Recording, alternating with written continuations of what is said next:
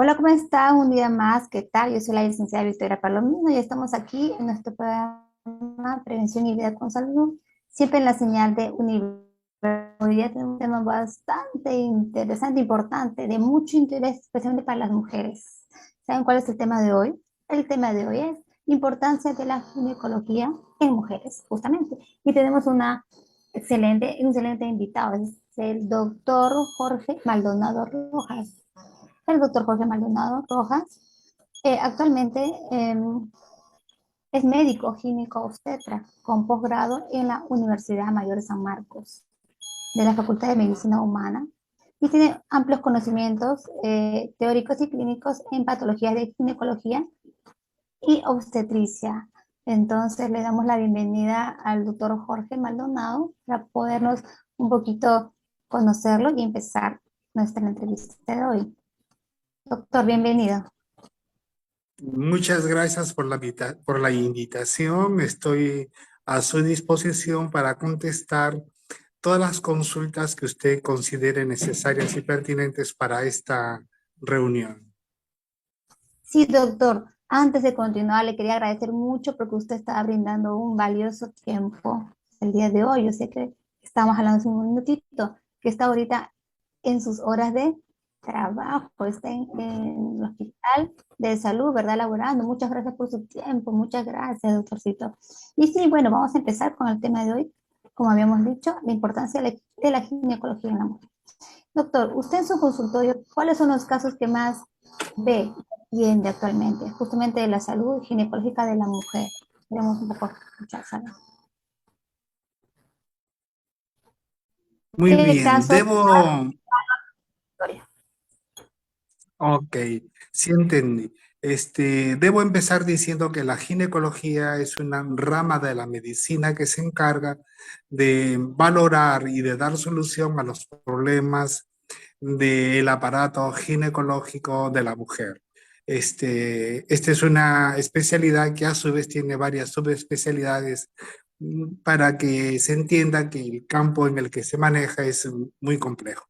Y pasando a su pregunta, la patología más frecuente que tenemos en la consulta externa, la primera de ellas, la que tiene el mayor porcentaje, la que tiene mayor cobertura en la atención externa, es la patología de naturaleza infecciosa del aparato o del tracto genital inferior. Dentro de esta patología son comúnmente las damas conocen como flujo o descenso, que son secreciones anormales que se salen a través del orificio natural. ¿No es cierto? Esa es la patología más importante. Y ahora que estamos con una tendencia a disminuir la incidencia y la prevalencia de cáncer de cuello uterino en nuestras sociedades, nos estamos abocando más al estudio del cuello uterino para descartar posibles lesiones preneoplásicas y neoplásicas en sí para darles solución temprana, oportuna, para que de esta manera la calidad de vida de nuestras pacientes no se vea afectada en el futuro.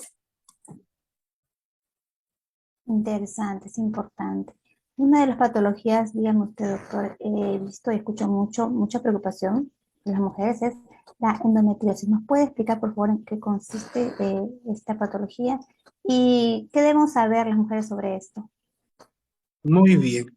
La endometriosis es un trastorno de origen todavía no establecido de manera definitivamente y que se caracteriza porque el tejido endometrial, que es la cubierta interna del útero, que es la que sufre modificaciones a lo largo del ciclo menstrual y que debe ser expulsada cuando no hay gestación y que conocemos como menstruación o regla, esa expulsión debe ser hacia afuera a través del orificio del cuello del útero por los genitales inferiores y hacia afuera.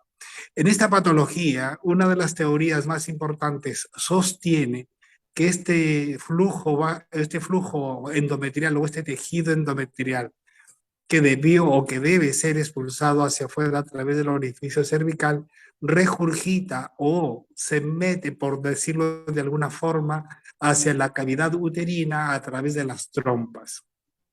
Y este tejido que ha caído dentro de la cavidad pélvica a través de las trompas se implanta, ¿no? Y empieza a tener actividad relacionada directamente con la concentración de hormonas que fluctúan, que varían a lo largo del ciclo.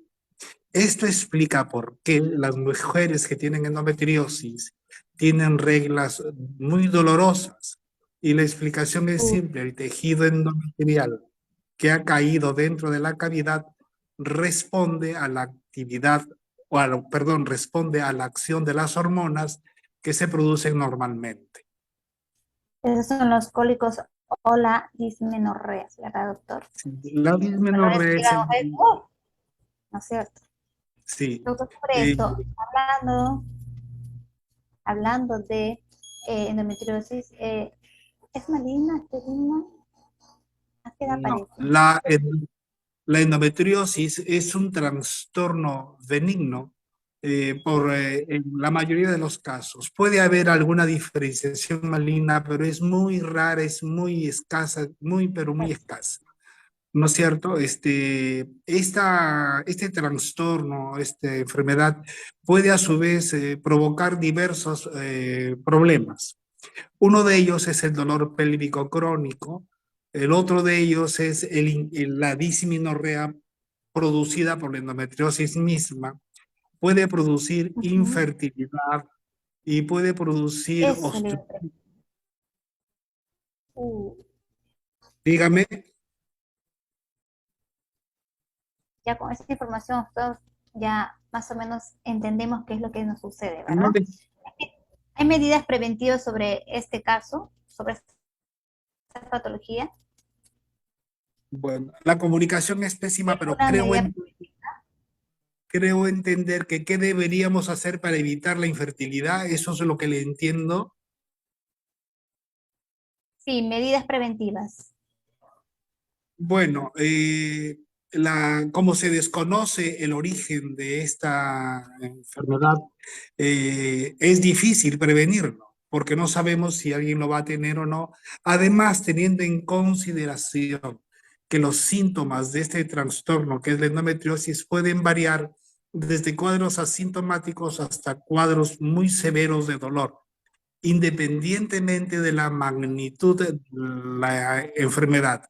Dicho de otra manera, pueden haber cuadros donde hay una enorme cantidad de tejido endometrial ectópico en la cavidad pélvica y sentir pocos síntomas. Y al revés, pueden haber pocos implantes endometriósicos, poquísimos, que pueden provocar mucha sintomatología. Una vez que está establecido el diagnóstico, el manejo es variable. Y de esto hablaremos cuando usted considere oportuno. Sí, doctor, gracias. Otro problema ginecológico que se escucha mucho es sobre el prolapso uterino, ¿verdad, doctor? Sí, así es. ¿Nos puede El explicar un poco? Claro que sí. El prolapso uterino es un trastorno estructural del piso o suelo de la pelvis. Todas las mujeres en la parte final de la cavidad pélvica tiene un piso que está formado por varias estructuras. Este piso, como todo piso, tiene una consistencia que cuando se es joven tiene una consistencia importante, es muy resistente, pero que va perdiendo calidad con el transcurso de los años. De allí que la edad sea un factor que predispone a la presencia de los prolapsos. Pero el prolapso en sí es un trastorno del suelo pélvico. Se alteran las estructuras, estas caen, descienden, pudiendo eh, asomarse o aparecer a través de los orificios naturales, como es, por ejemplo, la vagina.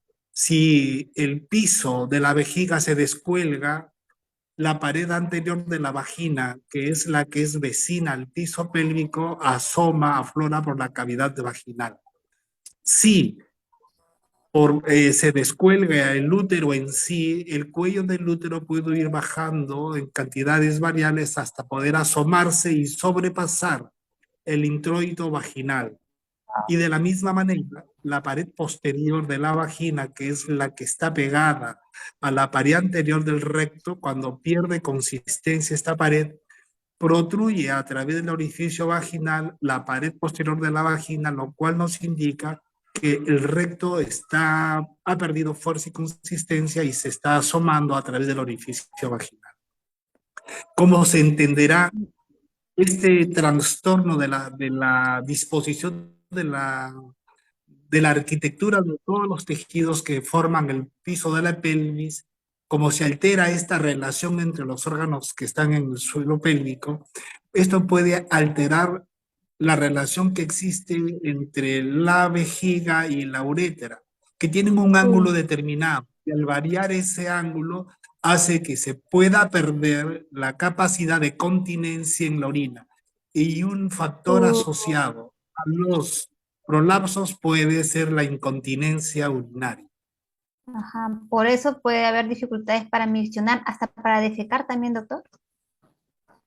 Efectivamente, cuando Wow. la magnitud del problema es importante, hay muchas pacientes que para poder orinar tienen que introducirse los dedos de la vagina como para acomodar las estructuras y lo mismo sucede para defecar, ¿no? Eso sí se puede ver. Ahora, debo apuntar que hay factores que permiten que esto suceda. Y los factores son los siguientes. Los partos. El parto y los números de Los parto partos. y los partos, sí.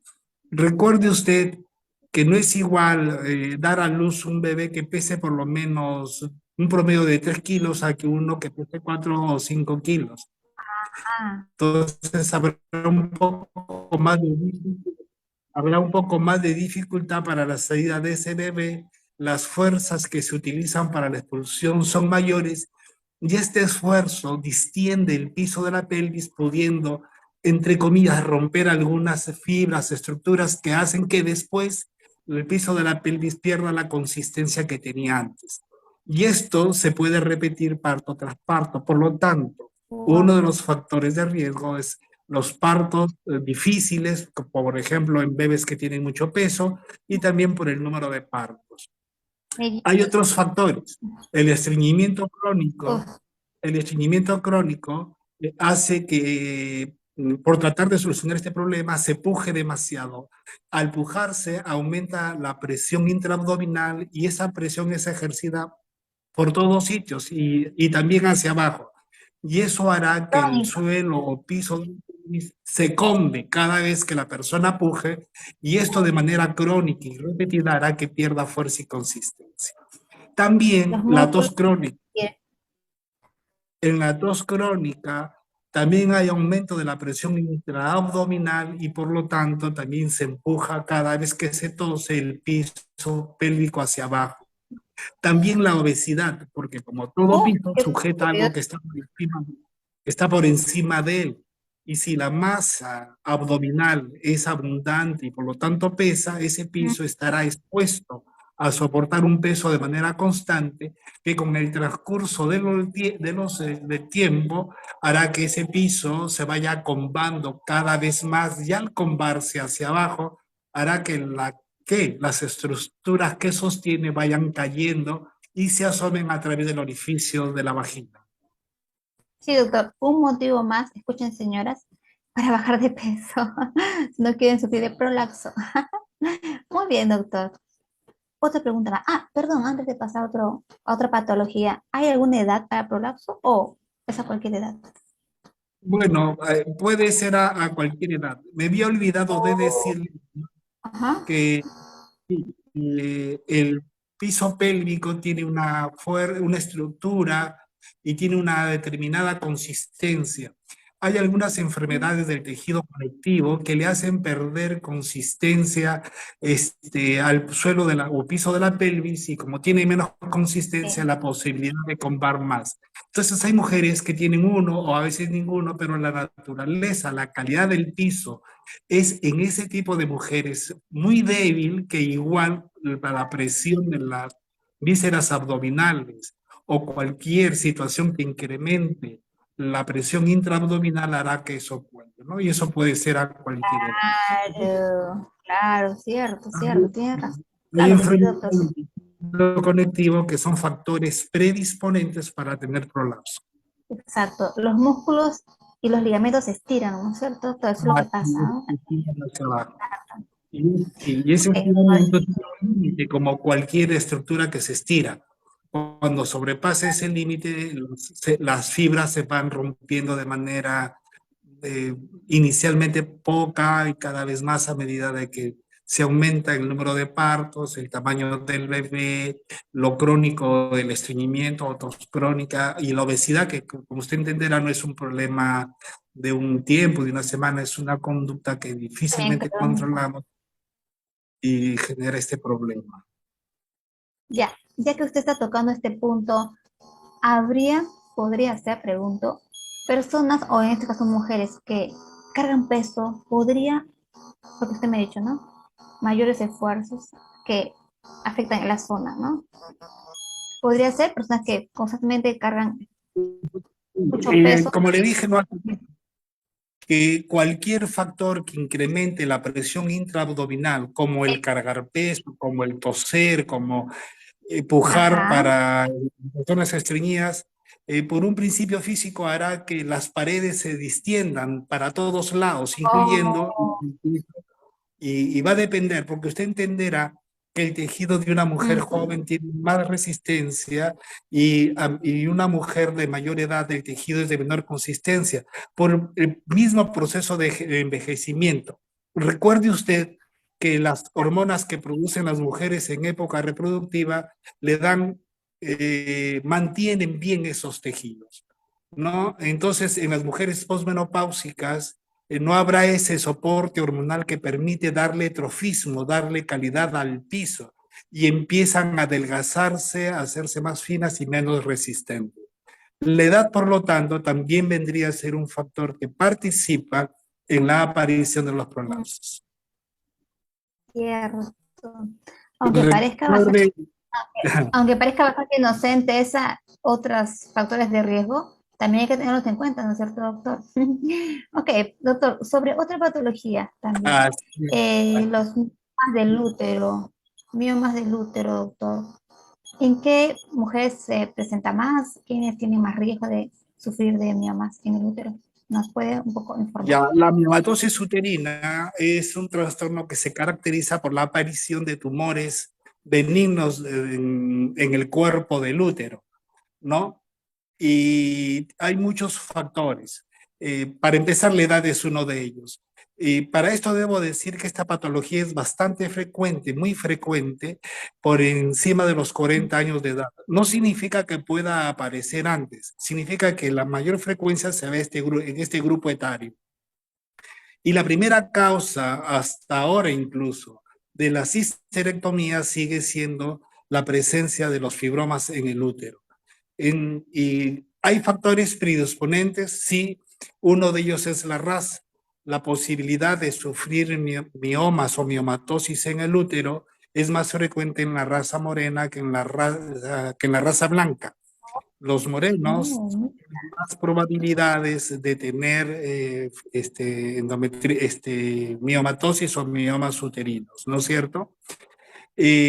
Como es un mioma que depende de hormonas, hay algunos factores de origen genético que podrían predisponer a la aparición de miomas.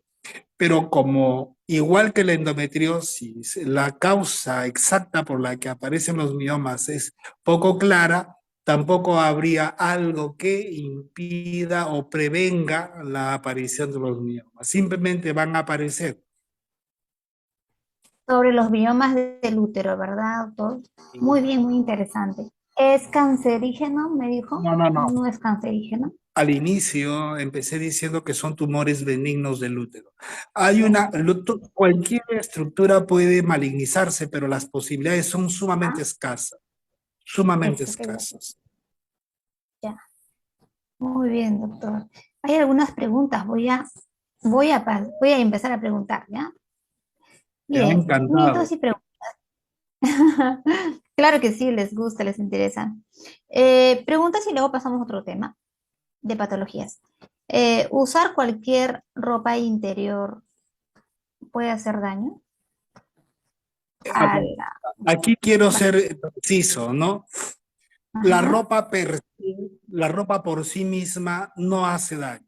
Sin embargo, Mm, debo decirle lo siguiente, que el uso de la ropa sintética, sobre todo ropa íntima sintética o ropa ajustada, no es que es, por sí provoca que haya dolor de maneras permanentes, junto con las células que se descaman en esa zona, crean un caldo de cultivo excelente para la proliferación de bacterias y de hongos.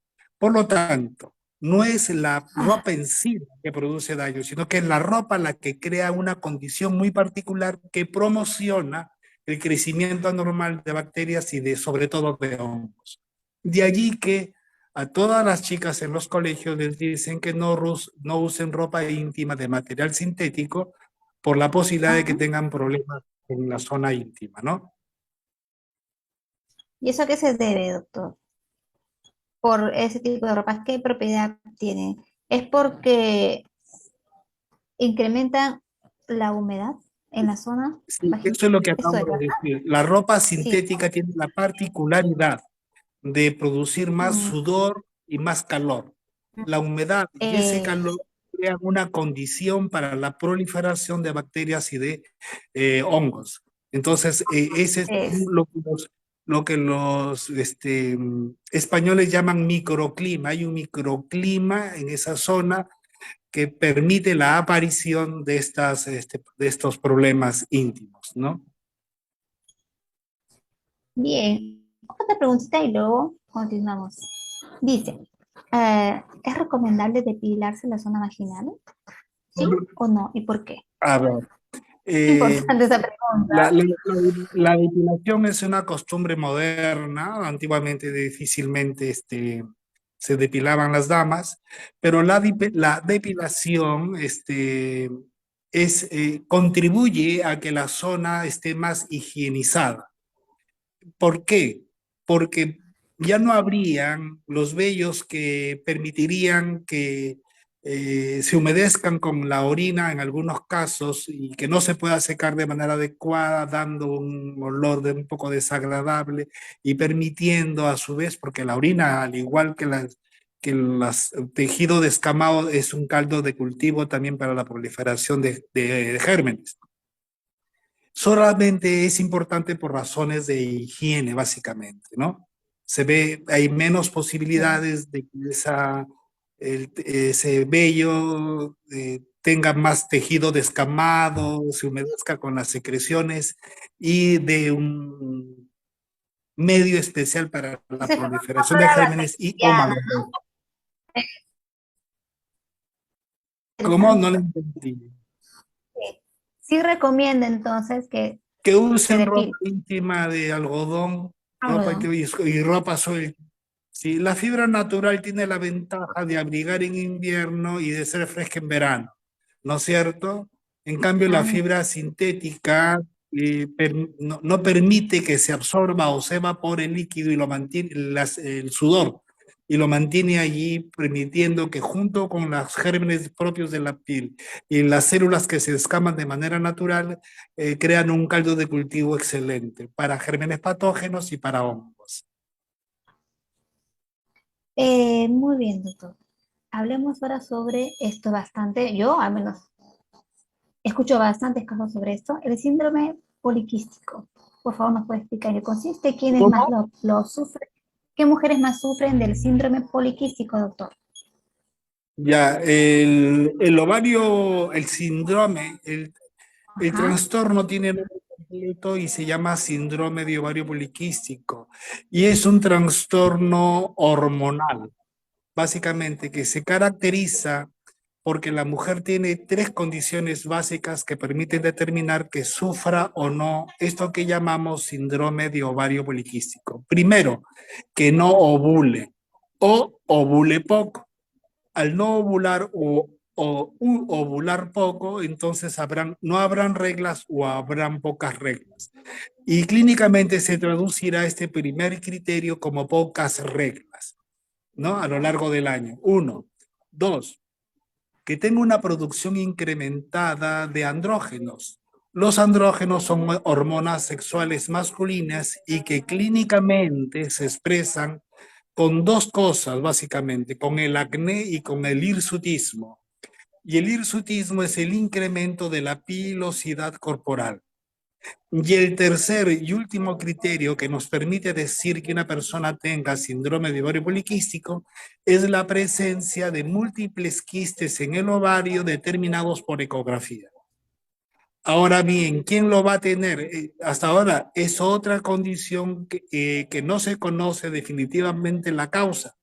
Como no se conoce la causa, el diagnóstico de síndrome de ovario poliquístico es un diagnóstico de descarte, teniendo estas tres criterios diagnósticos. Entonces, no sabemos qué hay, cuál es el origen, pero sabemos que hay una predisposición genética para que haya este síndrome de ovario poliquístico. ¿Esto se detecta desde qué edad? Desde que la joven inicia sus Sí, primeras menstruaciones. hay, el síndrome poliquístico puede aparecer a cualquier edad, Oh, desde la juventud, muy tempranamente. Hay incluso un síndrome de ovario poliquístico juvenil como una especie de visión separada, ¿no? Entonces hay síndrome de ovario poliquístico juvenil como una entidad patológica a la que se le quiere dar un poco de individualidad para ser manejada de manera diferenciada.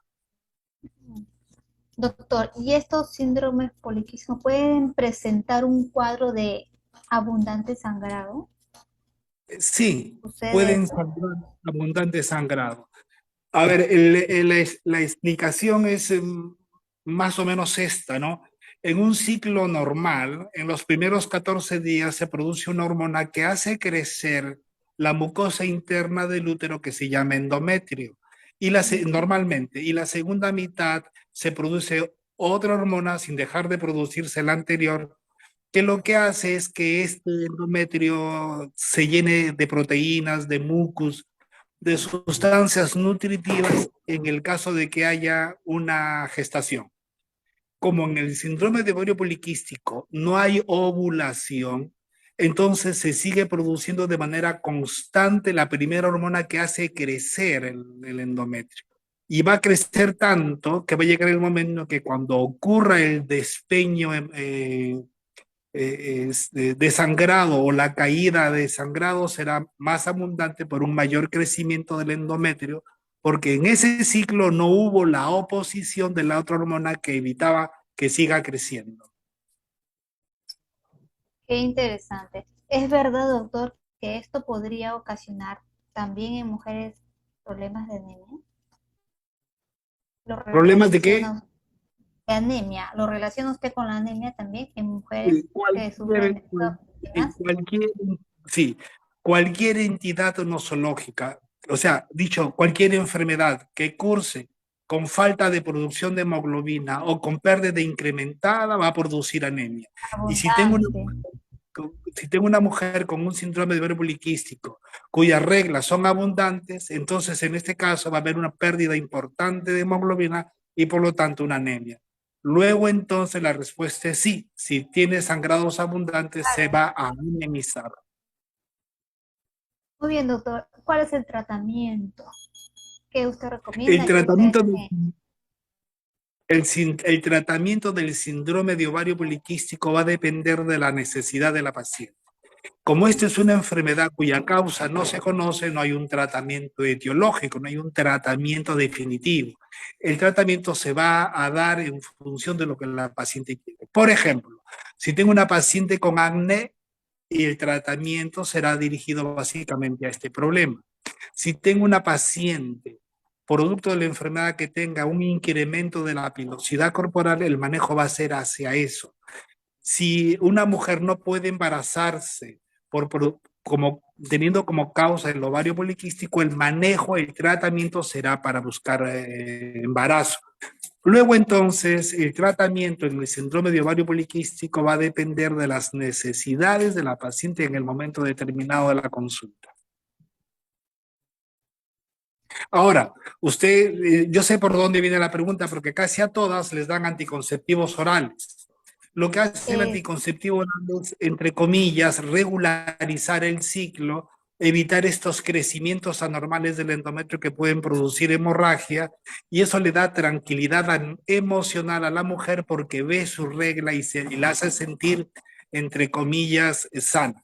Pero si retiramos el anticonceptivo oral, como esta enfermedad no tiene una causa determinada, volverán los problemas que habían antes de usar el anticonceptivo. Entonces, ¿usted recomienda una intervención quirúrgica para...? No, de ninguna manera. No. El tratamiento del ovario poliquístico no es quirúrgico. No es quirúrgico. Uy. Aunque antiguamente, y hasta ahora creo, pero cada vez menos, se utiliza... Doctor. ¿Ah? Hasta ahora he visto casos que recomiendan hacer intervención quirúrgica. El síndrome de ovario poliquístico no es de necesidad operatoria, no lo es. No se opera. A veces, antiguamente decía, y ahora se hacía lo que se llama el drilling ovárico, que era hacer como huequitos en la superficie del ovario, en el entendimiento de que la cobertura externa del ovario era gruesa en el síndrome de ovario poliquístico. Era como que si la cubierta, que debería ser delgada, se engrosaba, y al ser gruesa los folículos no reventaban, y como no reventaban se iban acumulando, produciendo la apariencia de un ovario con múltiples quistes o folículos. Ahora se le llama multifolicular. En vez de decirle poliquístico, también se le puede decir multifolicular.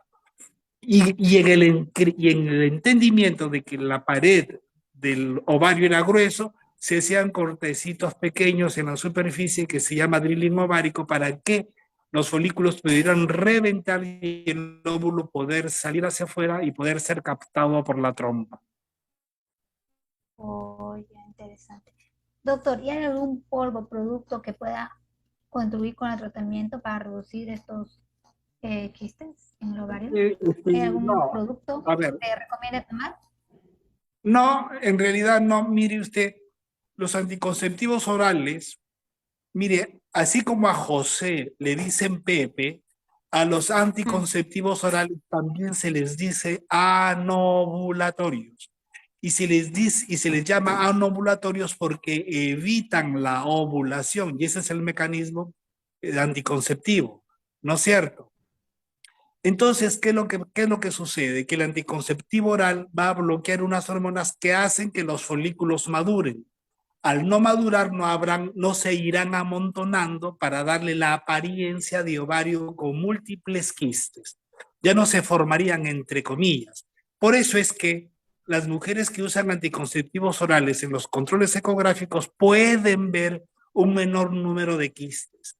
Pero ese menor número de quistes se debe al hecho a que el anticonceptivo oral está impidiendo que se sigan madurando más folículos y formando más quistecitos. Si quito el anticonceptivo, todo sigue igual como antes, porque como dije antes, como no se conoce la causa, no hay cómo curarla, por lo tanto no se cura. El ovario poliquístico no, el síndrome de ovario poliquístico no se cura, se trata. Wow, exacto. Muy bien, doctor. Avanzamos. Interesante, sí. Estamos aprendiendo bastante con usted. Estamos aprendiendo mucho con usted, doctor. Otra pregunta. Usted había mencionado un poco sobre la displasia cervical, ¿verdad? La relación con el virus de papiloma humano, ¿nos puede explicar qué relación tiene? ¿Tiene buena relación? Sí, mire, actualmente ya está establecido que el agente que produce las lesiones del epitelio del cuello del útero y el cáncer del cuello del útero es un virus que se llama papilomavirus humano. Pero debemos tener en consideración lo siguiente. Hay varios tipos de papilomavirus humano, que nosotros le decimos serotipos. Hay en la actualidad se han descubierto más de 150 serotipos de papilomavirus humano, pero todos no hacen lo mismo. Solamente habrá un grupo que pueda hacer daño y ese grupo un grupo de esos tipos de papilomavirus humano se les conoce como papilomavirus humano de alto riesgo y son los responsables de producir lesiones premalignas y cáncer, que es un grupo reducido. Y teniendo en consideración que hay dos tipos que llegan a producir el 70% de cánceres de cuello uterino, es el tipo 16 y el tipo 18. Eso es lo que estaba entendiendo, doctor. Y sobre esta parte, doctor, ¿cuáles son las medidas preventivas? ¿A No qué le edad? pregunta, no Sobre le esta escucho. sobre esta patología, ¿existen vacunas, verdad, doctor? ¿A qué Claro que edad? sí. Medida preventiva, ¿cuál sería? La vacuna, bueno, tenemos varios tipos de vacunas. Aparecieron unas vacunas que se utilizaban para dos tipos de anticuerpos, de dos tipos de virus al inicio, luego uno para 4 tipos de virus, y ahora hay una vacuna para 9 tipos de virus, de tipos distintos de virus de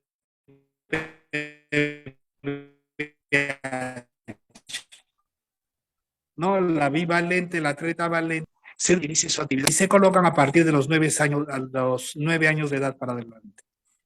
Y esto es tanto así que en un periodo de un tiempo atrás, un presidente peruano hizo una campaña de vacunación en los colegios que no tuvo una cobertura muy amplia, pero se empezó de alguna manera. Es una recomendación que todas las madres vacunen a sus hijos antes de tener actividad sexual. Eso es lo que quería que usted, por favor, refuerce, porque tenemos bastantes dificultades con este grupo de edad de las jóvenes adolescentes y las mamás.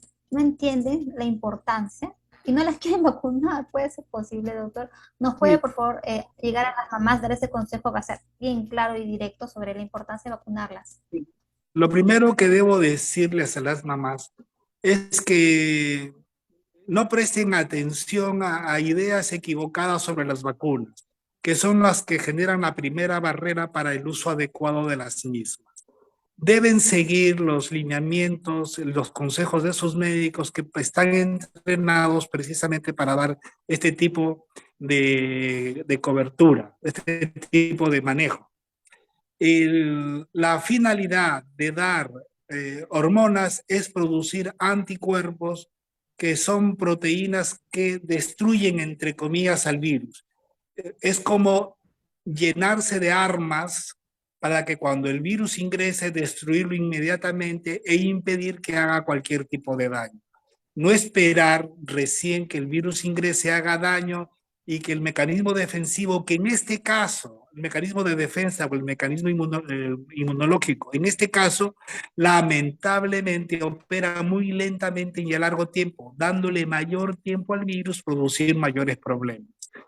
Para evitar que esto ocurra, es un consejo excelente para todas las mamás que vacunen a sus hijas desde los 9 años de edad para adelante, antes de que tengan relaciones sexuales, preferentemente. ¿Verdad, doctor? Muy bien, gracias. Sí, me cuesta que me entiendan, que lo hagan.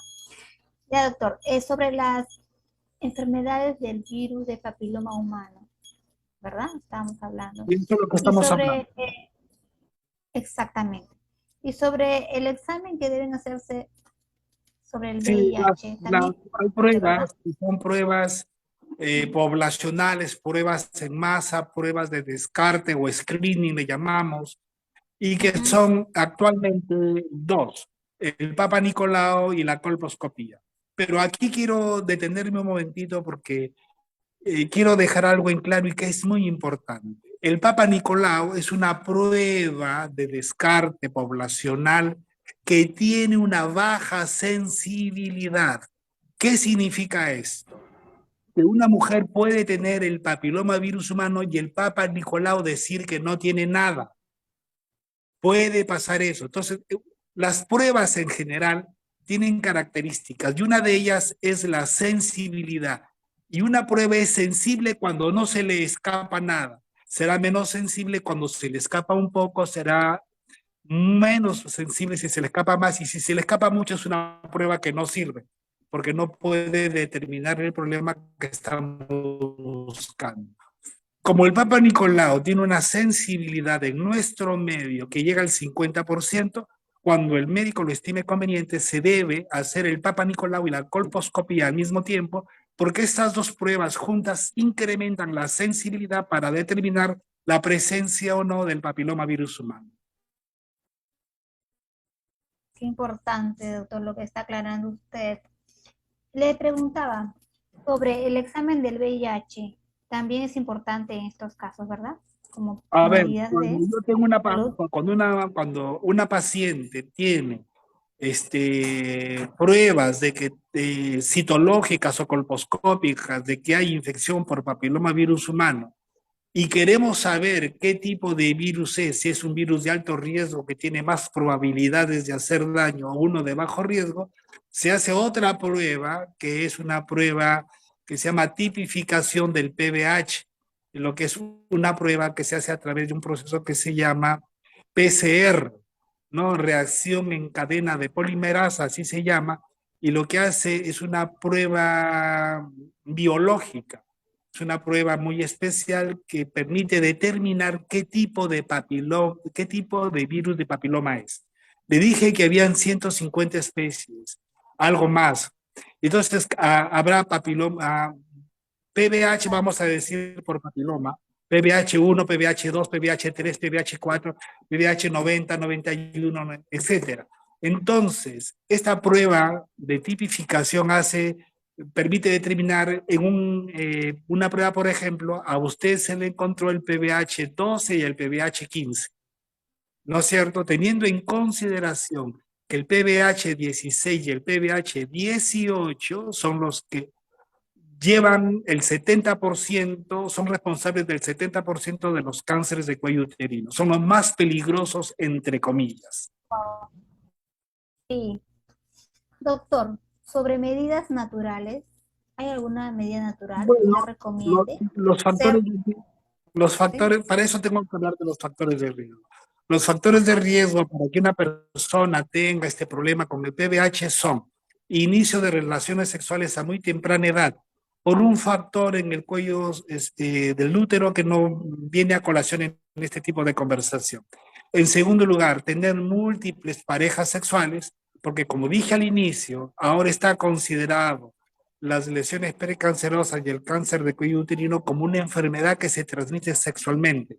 Está considerada como una infección de transmisión sexual el cáncer de cuello uterino, porque se transmite a través del virus. El hombre lo transmite a la mujer y la mujer hace el problema.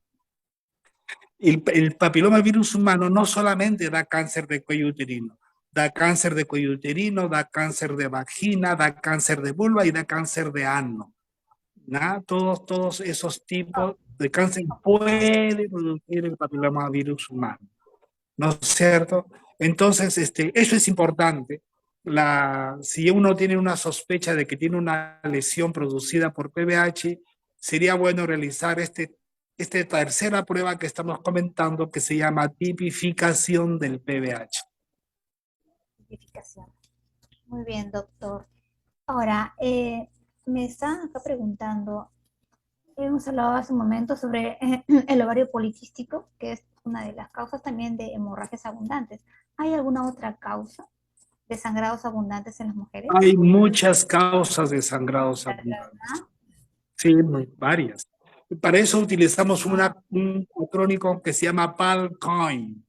PAL, P de pólipos endometriales, ¿no? A de adenomiosis, L de leiomioma. Así como a José le dicen Pepe, al mioma le dicen leiomioma, mioma, fibroma, fibroide. Los médicos tenemos la particularidad de ponerle un montón de nombres a la misma cosa. Entonces, lo que produce sangrado, repitiendo, tenemos los pólipos endometriales, los miomas, que son los leiomiomas, la adenomiosis, ¿no es cierto? Y los cánceres. Esos son sangrados anormales de tipo estructural, o sea que hay algo alterado en la estructura, en la pared, son sangrados de naturaleza estructural, hay algo malo en la estructura que hace sangrar. Y hay otros sangrados que son funcionales. Y aquí tenemos los trastornos hemorrágicos, los sangrados iatrogénicos producidos por el uso inadecuado de hormonas, por alteraciones en la función ovárica, ¿no? Pero ya no hay nada alterado estructuralmente, pero sí una alteración funcional, ¿no es cierto? O sea que las causas de sangrado son varias. Vale. Otro casito, doctor. Me dice acá la pregunta, y es muy importante. ¿Cómo es, cómo debe ser la secreción vaginal normal? La ¿Hay algún secreción signo que me pueda dar? tiene sus Ah, características. La sí, secreción va color, olor, ¿cómo debe ser? ¿Qué es lo normal a, de la secreción vaginal? sí, Sí. a eso va. La vagina es un conducto por donde salen secreciones naturales, secreciones provenientes de la cavidad uterina, del cuello del útero y de lo que la pared de la vagina misma resuma. Este líquido por lo general es claro, transparente, a veces algo sedimentoso, a veces también discretamente amarillo, pero que no tiene olor, característicamente no tiene olor y tampoco ocasiona molestia. Y la cantidad es poca. Por lo general aumenta un poquito antes de la siguiente regla o aumenta un poquito después de haber terminado regla. Y debo acotar acá que a mitad de ciclo, por efecto de la ovulación, se puede producir un moco transparente, filante, que se estira como el chicle y que es una prueba en ese momento de que es el momento ovulatorio, que también es natural, no es patológico. Todo lo que escapa a estas características pueden ser patológicos, de color amarillo, amarillo verdoso, de olor cremoso y puede tener olores variables, como aguardado, como abombado, como a podrido y como a pescado o a pescado malogrado. Estos tipos de olores no van de acuerdo con una secreción normal y la coloración y la consistencia es totalmente normal. Siempre digo lo siguiente, el ojo tiene dos tipos de secreciones. Uno normal que es la lágrima, que sería el equivalente a la secreción normal de la vagina, y la legaña. La legaña es una secreción purulenta y las enfermedades infecciosas de la vagina dan secreción purulenta. Puede ser espesa, grumosa, pastosa, pero no tiene las características que mencioné inicialmente de una secreción normal. Es una cantidad poca, que por lo general es transparente, a veces muchas raras veces discretamente amarillento, no genera molestias y no tiene olor. ¿Cuál es el consejo, doctor? Ahí, acudir rápidamente a cuando ve un signo normal, tiene que acudir rápidamente a su médico, ¿no? Esa es la idea, esa es la idea. Porque, Porque, claro, ¿por qué? Porque los tipos de infecciones vaginales no siempre son el mismo. Las enfermedades infecciosas vaginales pueden ser producidas por gérmenes comunes, por parásitos, por virus, ¿no es cierto? Y por estructuras intracelulares que están de moda ahora. Una de ellas es la clamidia, que se transmite sexualmente y que produce un descenso parecido al descenso que antiguamente producía, que vemos poco, la gonorrea, que es un descenso como leche Nestlé, espeso, y tiene esa densidad de la leche Nestlé. sí, pues sí. Doctor, pregunta. Escuche. ¿Qué opina usted del uso de los famosos tampones? ¿Verdad? Los ¿Se tampones, recomienda los tampones? Sí. sí, los tampones se pueden usar. Hay varios adminículos o aparatos que se usan en la mujer para el manejo de de este periodo de la regla, ¿no es cierto? Los tampones se pueden usar, pero se pueden usar por muy breve tiempo. No se deben quedar mucho tiempo. Toda secreción patológica retenida puede producir problemas serios. De tal manera que se usa. ¿Cuánto tiempo entonces sería, doctor, lo que usted recomienda de usar? Varía de mujer a mujer, pero básicamente son 3, 4 horas, ¿no? Ah, ok. Me dicen sobre este tema, ¿esto puede producir infecciones o Bueno, infertilidad? También me ha dicho sí, infertilidad, han preguntado. no, no, no, no, no. ¿A verdad? Eh, Ah, hace, hace mucho tiempo se produjo una muerte por una sepsis originada a partir de un tampón que no se dio, que se quedó mucho tiempo. uy, Por lo tanto, se puede usar, pero por tiempos breves, ¿no? ya, Ahora no produce fertilidad. otra pregunta más. Y me dice la señora bien preocupada, ¿el dispositivo intrauterino es confiable? No existe un método 100% efectivo. Unos son mayores que otros. Los que tienen mejor efectividad son los métodos anticonceptivos hormonales. El Uy, dispositivo intrauterino no contiene ninguna hormona, contiene cobre. Los iones de cobre son espermicidas y eso es su efecto, uno de sus efectos anticonceptivos. El otro efecto anticonceptivo es la presencia del cuerpo extraño en la cavidad del útero, que como es un cuerpo extraño genera una respuesta inflamatoria estéril y esta respuesta inflamatoria estéril no le da unas buenas condiciones de implantación al huevo fecundado. doctor, los métodos, ya que usted menciona, los métodos anticonceptivos hormonales, ¿no tienen contraindicaciones? Sí, tienen contraindicaciones absolutas y contraindicaciones relativas. Las contraindicaciones absolutas, por ejemplo, voy a poner ejemplo, está contraindicado usar anticonceptivos hormonales si tengo problemas hepáticos agudos, ¿no es cierto? Como por ejemplo una hepatitis viral, como por ejemplo si tengo un tumor de hígado, está contraindicado el uso de anticonceptivos hormonales.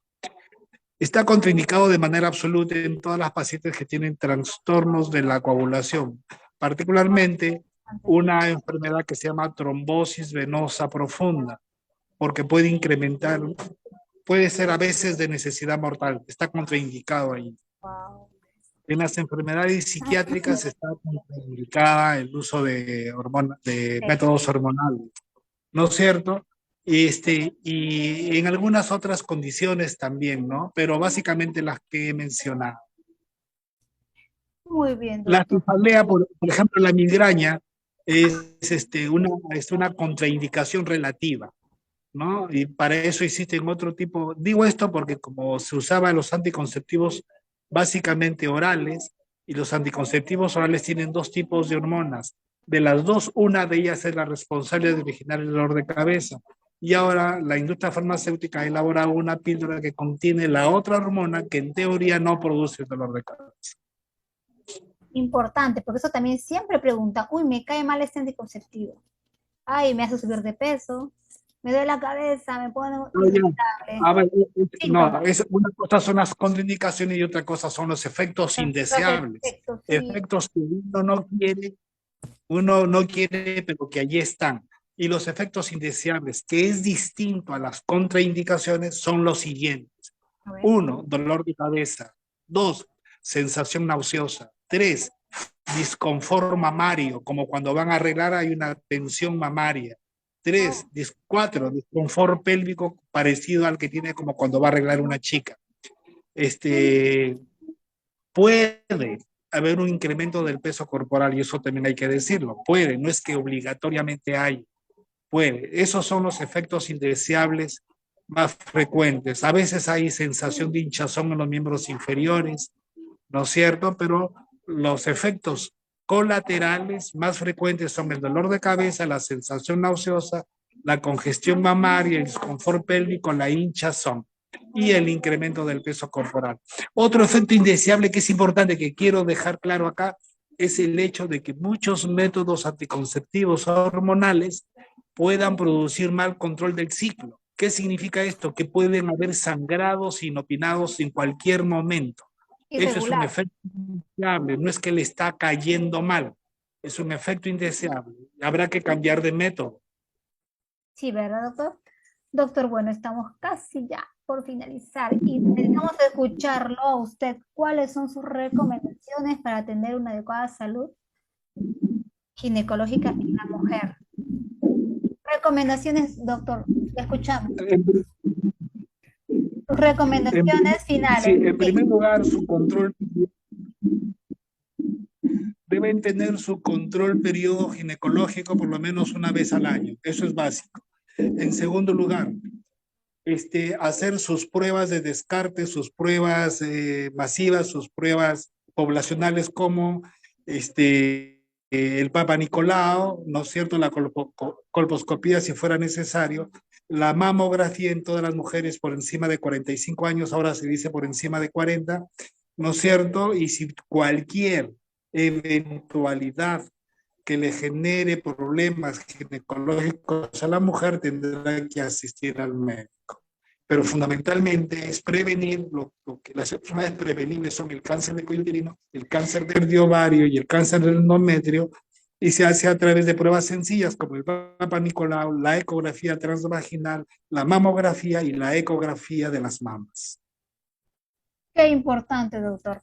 Muy bien, doctorcito, para finalizar, yo sé que usted está contra el tiempo y le agradecemos muchísimo, pero quisiéramos saber de usted dónde lo podemos encontrar. Teléfono, Facebook, Sí, ¿dónde? mi teléfono es el 982331630. Muy bien, muy bien. Ahí podemos contactarnos con usted. 982331630 y me pueden encontrar en la Clínica González que queda en Ignacio Merino, cuadra 18, en el consultorio número 1. Muy bien, doctor. Excelente su presentación hoy día, su entrevista, tía Lindia. Me encantaron todos los temas que hemos tocado. Ahora sí, por favor, le doy paso a usted para que se pueda despedir de todos nuestros seguidores. Doctor, ¿se puede despedir, por favor, el día de hoy? Sus últimas Sí, ahí palabras. está. Ese es el número. Muy bien, gracias, doctor. Nos despedimos entonces. Hasta luego, nos encontramos. Encantado, encantado. A usted, Muy doctor. buenas tardes. Gracias. Hasta Buenas luego. tardes. Hasta luego.